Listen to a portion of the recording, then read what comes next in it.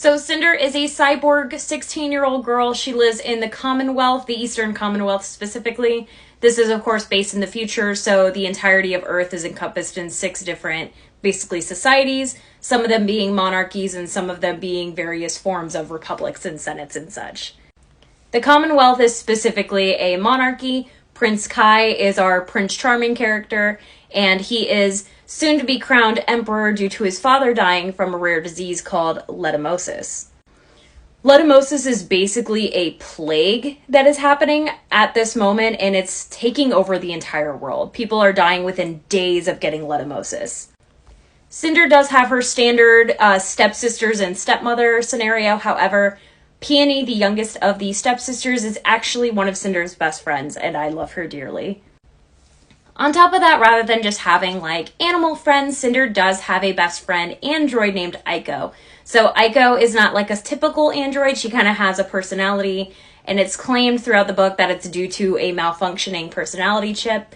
But Aiko is far more sentient than she probably should be.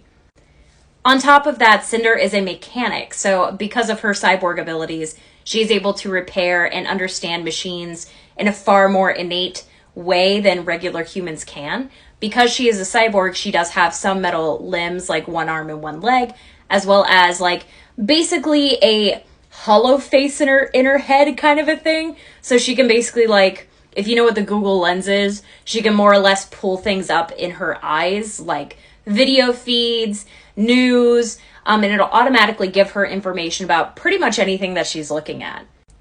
We do start our story off with Cinder being approached by Prince Kai at the market at her booth where she works, and he brings her an android to fix. His android that he's grown up with, and it's basically like a nanny droid that's been around for 20 plus years or so, but he really needs this thing fixed. And of course, not long after he leaves, a leishmaniasis outbreak does happen in the market where Cinder is. I'm not going to give you too much more information regarding the plot at this moment.